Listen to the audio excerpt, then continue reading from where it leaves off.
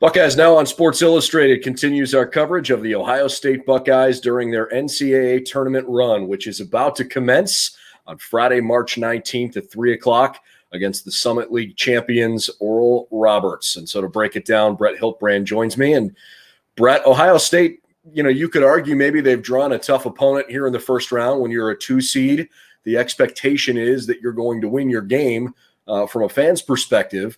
But Chris Holtmann and company were very forthcoming and saying, look, we have drawn a ridiculously good shooting team. The leading scorer in the country in Max Asmus, the best three-point shooting team in the nation in terms of makes per game, more than 11. Maybe the saving grace is that Oral Roberts does not particularly play well on the defensive end, but man, they can shoot it and score it from anywhere. So that could be a tough first-round matchup. It absolutely is, and it's a brutal. Of all the other 15 seeds, this is by far the best team. So it's a brutal matchup for Ohio State, and I think it represents in some ways the one type of team that nobody wants to see come NCAA tournament time, regardless of where you're at, and that's a team that can absolutely just it's an ongoing barrage, just overwhelm you with 3-point shots, and they will shoot it from literally anywhere. I've seen a couple of times. I got to watch a couple of their games during the conference tournament, and literally if there were volleyball lines painted on the floor, you were talking shots from the volleyball line. That's just absurd. Beyond NBA range, 3-point attempts, and nobody, if you're in the NCAA tournament, no one wants to see this type of team because even an above average shooting day for them, you're going to get beat, period. Right. It's because you're going to have to score 90 points probably to beat them. And that's, that Ohio State has shown that it's been able to score that many points against obviously much better, more high quality teams, higher caliber teams, but ones that have not necessarily scored in this specific type of way. So it's a brutal matchup. Just period, point blank, brutal matchup. And it's a reason why there are a lot of pundits across the landscape of the college basketball media who are picking Oral Roberts over Ohio State. Joe Lunardi, one of them, picking that 15 seed upset. That would be obviously disappointing. Would also be a hell of an upset. I'm not sure it's going to happen, but I certainly wouldn't say it's impossible.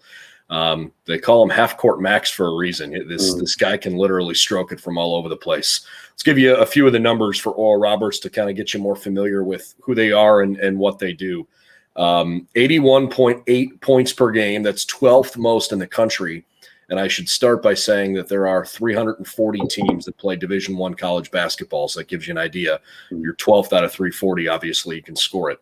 But they are 287th in scoring defense. They allow almost 76 points per game, and they are 288th in rebounding margin. They have very little size compared to some of the other teams that the Buckeyes have played. You're not going to see anybody on this Oral Roberts team that's going to really give Ohio State size matchup problems, but they do have decent size at each of their positions.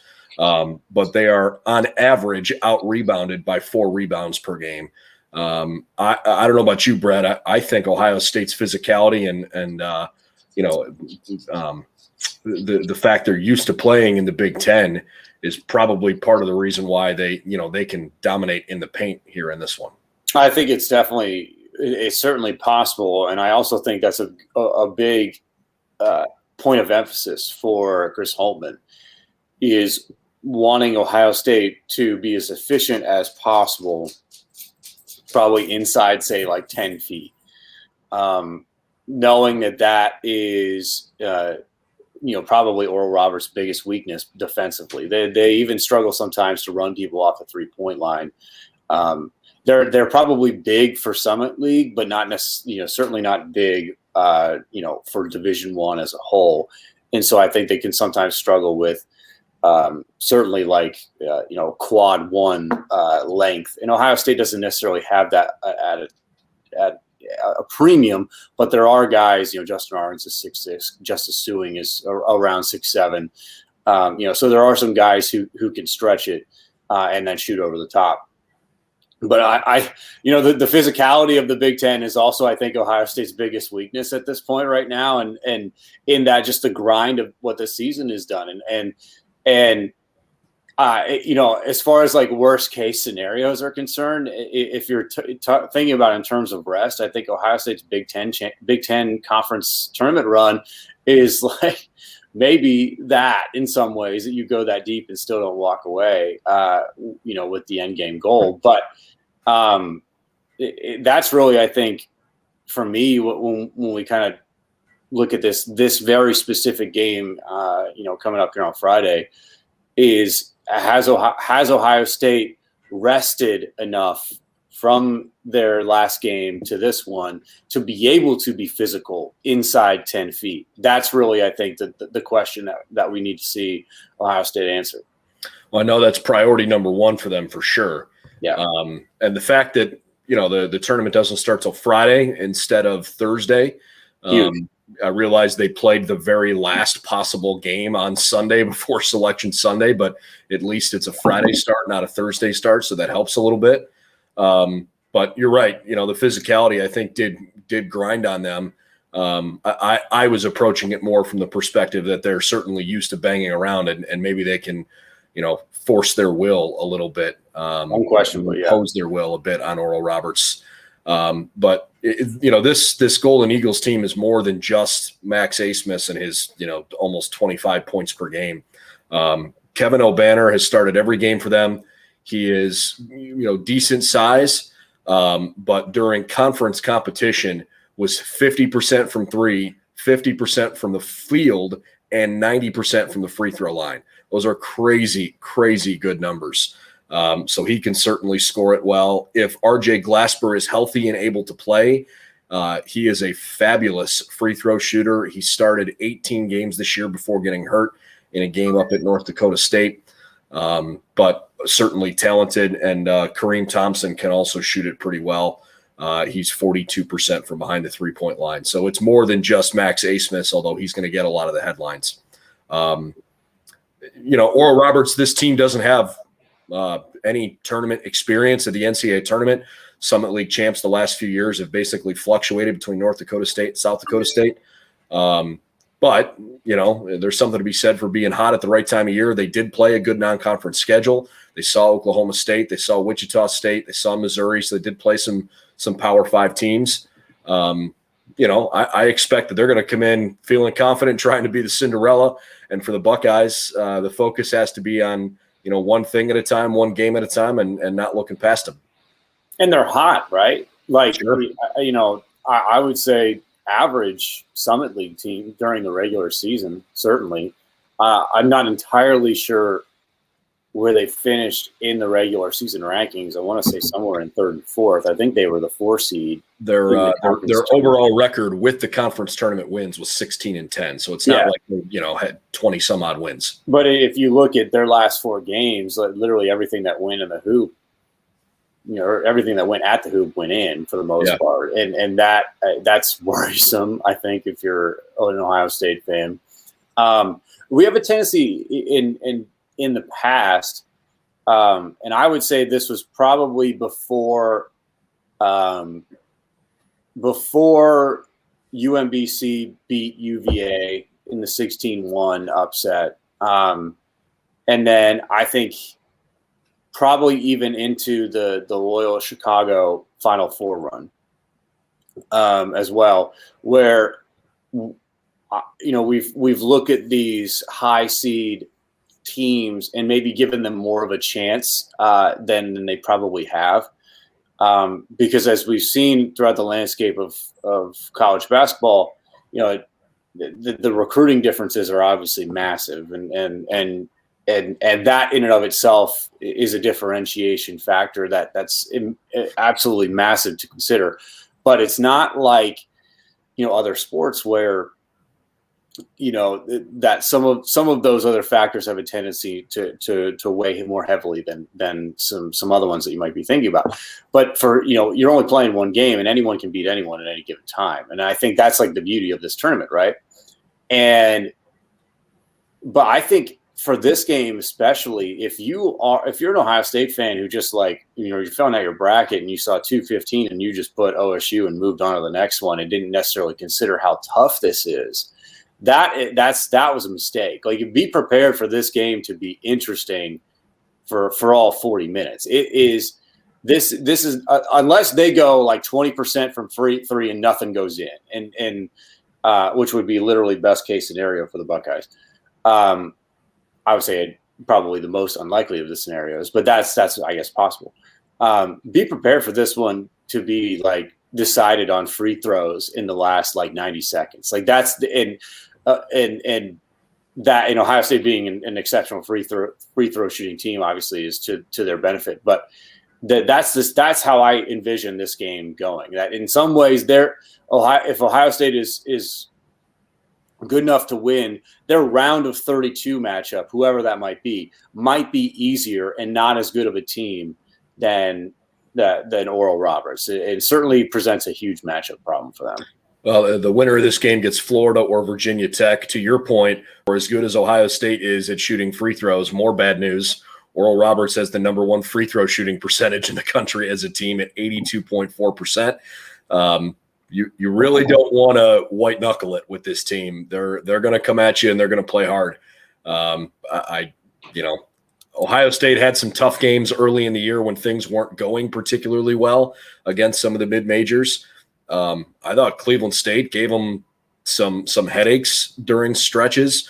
And everybody thought that was a terrible thing at the time because Cleveland State had come off a game where they had gotten, blown out in historic fashion. And Cleveland State just turned around and won the Horizon League regular season and tournament championship. So, Ohio State has seen a couple of non-conference teams that I think were decent basketball teams.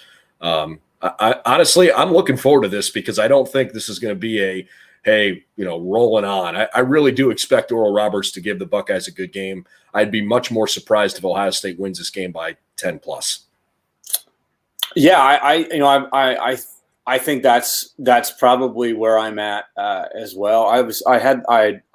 The one game for Oral Roberts that I watched almost in entirety was, I want to say, last Tuesday. We're taping here on a Thursday morning, so it would have been last week in the front part of the week when they played North Dakota State, and they came out. Oral Roberts came out and just filled it up like crazy. Go up by like 15, I think. They were up maybe 19 at one point in the first half, and then they stopped defending. And then they literally could not get a rebound to save their life. And North Dakota State, I think, scored 50-plus points in the second half and almost beat them. And that was, in some ways, I think, indicative of a lot of their tournament run in some ways, their conference tournament run, but also I think how they play a little bit as you go back and you look through scores and stats, that there is an opportunity for Ohio State to dominate the glass on this game. And especially if they're not being as efficient as we've seen them at their best, that there's opportunities for second chance points here to really wreak some havoc on the offensive glass. And I think that does a couple things for you positively, not just creating more shot opportunities and increasing your ability to score points, but also I think it tires teams out. And it really helps you, I think, on the defensive end, because those teams are working so hard to get runouts and to get defensive rebounds that energy is then that energy is expended there, and then they're not able to turn that around on the offensive side of the floor. And so I think Ohio State will be crashing glass that we really haven't seen in most of their games. In fact, if you've watched Ohio State all season long, along with other college basketball games, one thing that Ohio State does that I find to be a little bit alarming at times is they will a lot of times shoot with only one other player underneath the basket. I would guess that is not going to be the case in this game. You're going to see at least two where there will be two Ohio State players in and around the paint, and then a third hard crash because they'll take runouts from this Oral Roberts team on long rebounds and crazy ones, just as a potential risk. because the upside is if you have three guys in and around the paint, you could probably make something happen with this against this team on the offensive glass. But it's one of those things where it's not something that maybe Ohio State has done a ton this season, but I think it's something that they're certainly capable of because of the proficiency of EJ Liddell to be physical, right? I think that's one thing that we've seen the progression the last, say, 6 weeks is him getting way more comfortable with the physicality in games. Zed Key, I think, is a guy, as long as he stays out of foul trouble, is someone that I could see having a pretty good impact and being just a pest on the offensive side, just making things difficult. Those are the two guys that I think will really have to play well for Ohio State to be successful in that. It's definitely in that specific way, but also in a broad sense. Yeah, I'm hoping that Zed Key has a better showing, than he did in the Big Ten tournament. I just don't think he played his best basketball last week, but he certainly has the ability to make a big impact. And obviously, the elephant in the room here is still, whether or not Kyle Young is going to be healthy enough to return from his concussion. We don't know, and Chris Holtmann hasn't indicated that he could play yet. Obviously, if he is able to go, he's a senior. He's kind of indicated this is probably it for him. So I would think he would give it a go, but you got to take care of your health for sure, and concussions are not anything to mess around with. So hopefully Kyle Young is able to play. He could certainly be an important piece. And I think you're operating under the assumption that he's not playing, right? Like I think you have to agree. Yeah, in some ways, right? Like and I think for me, it is someone who really likes to analyze the games. If Kyle Young is like full 100% healthy, you're way more comfortable in this game.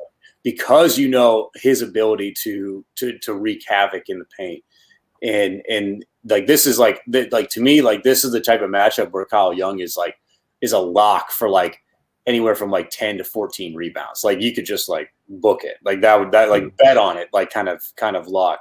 Him not being in there is a big reason for the discomfort coming into this matchup.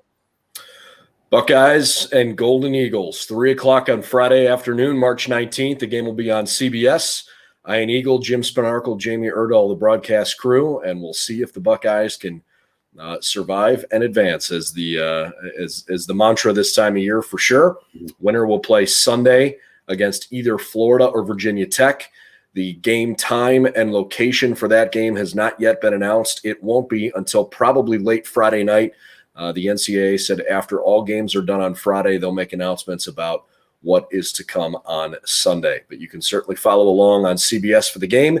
We'll have all the coverage you need over on BuckeyesNow.com and on our YouTube channel afterwards as well. Hope to see you then, the Buckeyes and Golden Eagles. It's win or go home in the NCAA tournament. We'll see you soon on Buckeyes Now.